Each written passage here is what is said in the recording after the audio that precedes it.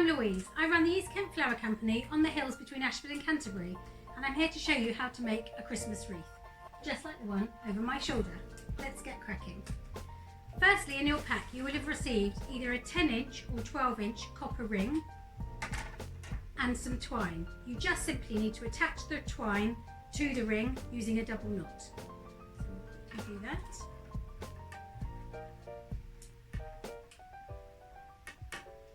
Leave the twine on the reel nice and tight.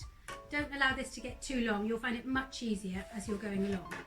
The next step is to use your moss, which you've provided in your pack, and to tease it out as much as possible because it's quite compacted. Take a handful of the moss, lay it on your wreath base, and using the twine, simply wrap it over a couple of times, pulling quite tight on the string. Take another teased out handful, lay it down, and repeat until you have an even layer all the way around your ring. It's quite a messy job, so you really need to cover your work surface before you start. There's a little section done, and as per Blue Peter, here's one I made earlier. So this one is completely covered. You can see it's very neat all the way around. Don't worry too much because you'll cover it up with your greenery, but just for now all you need to do is cover the ring with the moss. The next step is going to be to add your greenery. You need to start with your lengths of greenery and cut them into small mini bunches, all approximately 4 inches long, and you want about 20 bunches to get going. You can always come back and make a few more if you don't have enough. Let's move the moss to one side. So take your first bunch of greenery.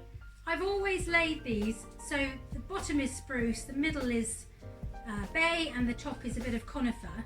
And I find that if you do each one the same, you get a really lovely shape on the ring. Let's move across and add them to the ring. Your twine is still attached to your ring, so all you simply need to do is take your bunch, lay it onto the moss, which is your form of hydration for your wreath and will keep it going for at least 3 weeks, and wrap nice and tightly across the bottom of the stems, trying to make sure that the stems make contact with the moss. It's a bit like putting them into a vase. Take your second bunch and slightly either going left or right, overlap and repeat the process. And this is the most satisfying part because quite simply, with 2 or 3 bunches, you've made really good progress in a short amount of time. So this is the third bunch going on. And I'll just trim that one. And there you have 3 bunches, and we're probably 1/8 of the way round. I'll keep going with a few more. And as I say, because they're all layered the same way, you get this really unified look. If you wanted to mix it up a bit, you could have them any way you like. If you even wanted to, you could have spruce on one part, conifer on another, and bay on another. It would look lovely that way. Putting your next bunch on, you can see that as we've laid them on, we've gone in the same direction. So they're all moving in the same way. If you start going left a bit or right a bit, you can cover the base quite well and quite successfully, but you must bear in mind to keep the bunches all going the same way. My top tip is as you do it, pop it on the floor and have a look down on it, or pop it up on a plain work surface and have a look. And you can see that if you've got a little bit that's a bit too long on one side, you can just give it a little trim. Let's keep going. So in your packs, you've received your greenery, your moss, your ring, and your decorations. And I really hope that you have a fun time doing this, either with your friends, or if COVID allows, with your friends. You can also perhaps do it over Zoom with friends. I'm going to keep going. So I think I've prepared about 20 bunches. If you wanted to make a much larger ring, all you simply do is go and grab your wellies, head for the hills, and just get a bit more greenery and keep your bunches longer. These bunches are probably, what would you say, 4 to 6 inches long. But if you wanted to make it bigger, you just keep your pieces maybe 7 or 8 inches long. So So there we are, we're approximately half the way around now. Just keep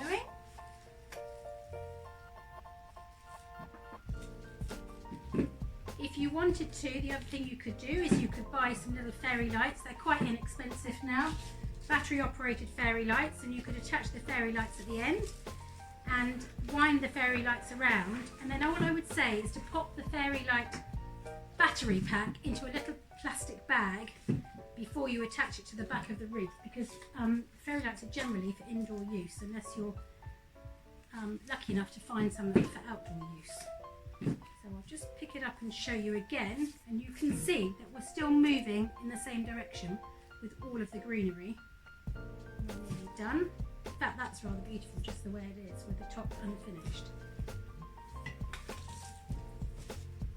So let's go again with another couple of bunches. Now I'm obviously speeding up this process, but you might find it tricky to begin with, but I promise you practice makes perfect. In all of the times I've been teaching wreath workshops and people have come here, they think, oh, I can't do it, Louise, I can't manage. And they go away with the most beautiful wreath. You'd be very surprised at how well you can achieve such a beautiful thing for your door quite quickly. Now when you get to the end, it gets a bit congested, so what you might have to do is lift one of the first pieces away to slide the last couple in. So I'll show you how to do that now. I'm just going to trim this a little bit and grab a couple more bunches so we're ready. So a 10-inch ring will end up being a 12-inch wreath, at least 12 inches, and a 12-inch ring will end up being at least 14 inches. So you can choose whichever pack you like, but just bear in mind that it won't be the finished size. The finished size will be bigger than you think. So we're almost there with the wreath. We've got to finish this gap here. So what you simply need to do is, as you're putting the last one in, lift this one out of the way and slide it in. We'll do that now.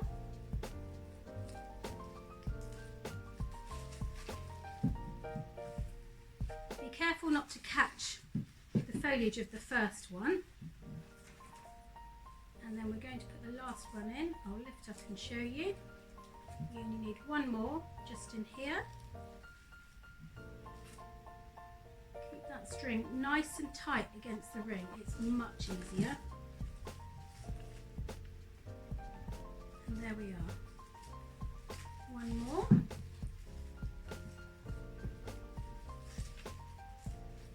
To catch that greenery.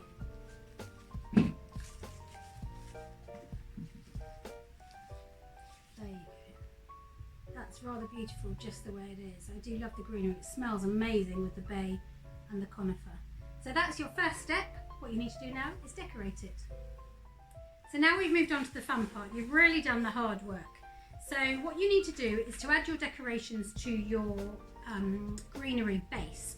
I've already started doing some here, but in order to attach the decorations so they don't fall out if your door is exposed or if you just keep opening and shutting your door, you really need to wire them securely with the florist wires that you've got provided in your pack. So let's do that now. We'll just move this to one side and I'll show you how to wire them individually. So depending on your pack, we've got different decorations, which you can see in front of you. We've got orange slices, we've got coconut curls, which are new for this year, really fun, lovely organic pieces, cones and cinnamon. I'm just going to show you what to do with each one. So you need to start with your wire, and let's start, for example, with the orange slices. You need to push the wire all the way through the edge of the rind, bring the wire up, cross it over and give it a pinch, really close to the edge of the fruit, and then that way it's quite secure. In fact, that just wiggled a little bit, so what I tend to do is give it an extra couple of turns with some snips, and then it really holds its place nicely. So that's one. Just grab a couple more wires. With the curl, you can do whatever you want. You could have it up here and have that bit exposed. I think I'm going to go for the middle for this one. You simply wrap the wire around, give it a twist, grab your snips, and again try and get that binding point really close to the item itself. So now we've got what we call a single leg in floristry, and then we're going to do the same with the cone. At the base of the cone, not the tip, you wiggle the wire through, cross it over, and then again pull it so it's nice and tight, and then you've got your single leg mount again.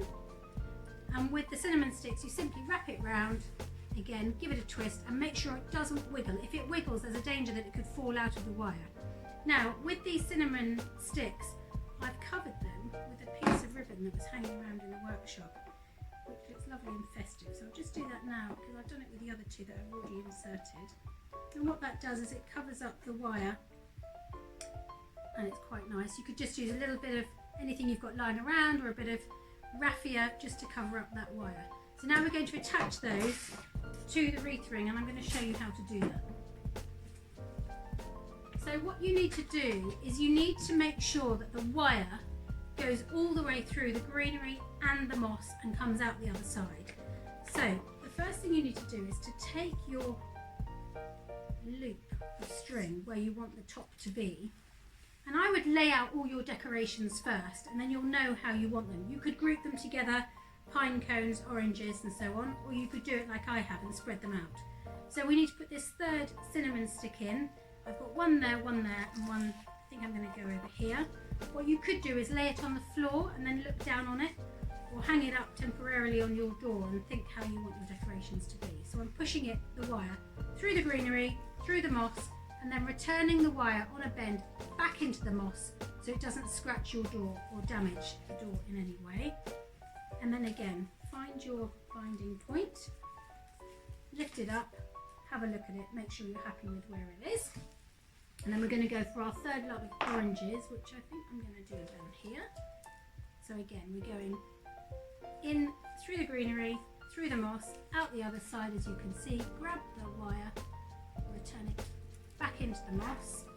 And then what you can do is you could just tease the decorations around, position them where you want.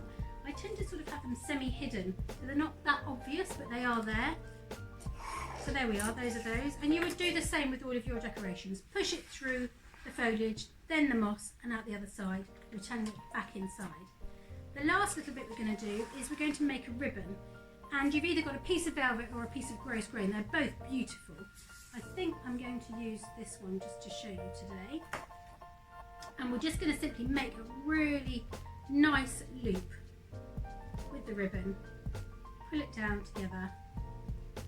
Give it a pinch. You've automatically made your bow. Take a wire, pull the wire around the bow. Again, give it a little twist.